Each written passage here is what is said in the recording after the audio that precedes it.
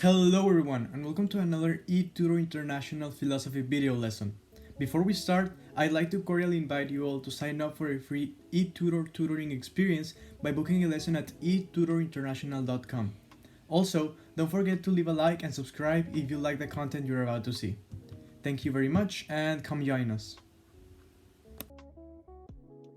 What, if any, is a relationship between mind and body? What makes someone the same person he was 10 years ago? Today we're going to overview these questions and much more by delving into French philosopher René Descartes' vision on the mind and the body. Simultaneously, we will analyze his understanding of personal identity since they are closely related to his thought. To this day, Descartes is known as one of the main representatives of the philosophical movement of rationalism and a very important figure in modern mathematics. Are you interested? Let's jump into it. First of all, we have to define a concept which is very important to understand Descartes. That is, an essence. An essence is the intrinsic nature or indispensable quality of something that determines its character. It is, in a few words, the most important idea or quality of something that makes that something itself. For example, we could say that the essence of this pencil is everything that makes it a pencil and not a pen. For example, it has an eraser, it has a very specific shape, a very specific color, which makes it a pencil, right? That is its essence. Let's start to analyze the concept of the mind. For Descartes, the mind is an essence which allows us to think and to rationalize everything. A very important characteristic of the mind is that it allows us to doubt things. It is an imperative part of thinking to doubt everything. So, how can I say that something is true without doubting it? We need to doubt to know that we exist. So since we doubt, we must also infer that there is something that doubts, right? So if there is something that doubts, there must also be something that exists. And that something that exists is us. So, if we didn't doubt, if we didn't think, we wouldn't be able to even exist. Here, Descartes says that for us to do anything, literally anything, we must deduce that there is a constant being which is thinking and creating all of these things which we call our reality. This is what his famous quote, "I think, therefore I am," refers to. Since we must infer that there is something that thinks for us to even exist, we can also infer that this thing, or essence, is objective. So, how can we exist if we do not think? For Descartes, this is impossible, so we must always be thinking, and since there is always a thing which thinks, we always exist. That is why it is ultimately objective. Another important thing to note about Descartes is the following. So we know that the mind has the ability to doubt everything. So if we doubt, we exist. So the mind guides us and it tells us what is right and what is wrong, what is rational and what is irrational. But where does the mind and all these categories come from? This is where Descartes introduces God.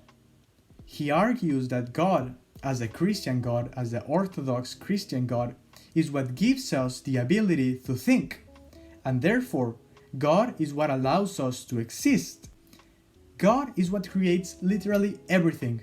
God is pure reason, and since God is reason, He also creates us, which we are some sort of a fraction of reasoning, and therefore since we also reason, we also exist. Great, so we have so far described a little bit about what Descartes understands by mind. So now we have to jump into what he understands by a body. So we know so far that the mind is constant and objective. For us to exist, we must first think, right? So does the same happen with the body? Does, let's say, water keep the same essence through time the same way that the mind does? Well, for Descartes, the answer to both of these questions is no. The body and everything that is physical, for example, my hand, my face, my eyes, is always changing. Matter is never the same. So if we know that the body is always changing, since, for example, I know that my hair grows, that my eyes will change, that my face will change, I cannot say that it always has the same essence because it is always changing through time, right? So it must not have an objective essence because it changes. Therefore, mind and body must be two different things. Why? Because for one part, our mind is constant and objective. If our mind wasn't objective, we wouldn't even be able to exist.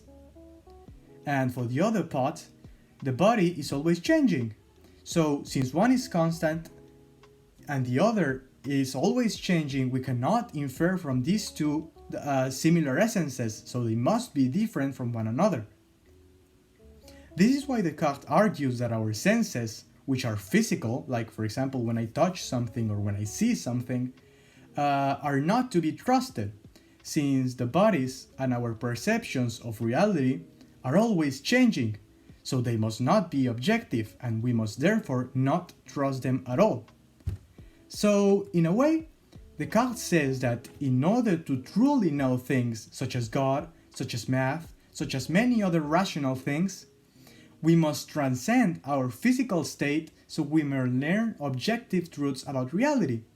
A big example of this being God. So to know God, we must learn to abandon our body and to become more spiritual and more, in a sense, rational. But how is it then that the mind relates to the body if they have different essences? Well, Descartes says that our mind, our essence, is connected to our body through the nervous system, which makes them work nearly simultaneously. However, since they have different essences, they never really relate to one another completely, so although they are simply related by a physical connection, they ultimately are not the same thing. So, just to summarize everything up, for Descartes, the mind and the body are two different essences which never completely relate to one another. This is because, as we already mentioned, while the mind tends to be constant and perfect, the body is always changing, so we must doubt our own body and we must differentiate our body from our mind. This differentiation from the mind and the body is what we usually call a dualism. In this perception of reality, reality itself is divided into two different essences or things. In this case, Descartes differences from mind and body. So look at you. You now know the very basics regarding the mind and the body problem from the perspective of rationalism. If you're interested in Descartes and other ideas of his, I would really recommend you to read his book, The Metaphysical Meditations.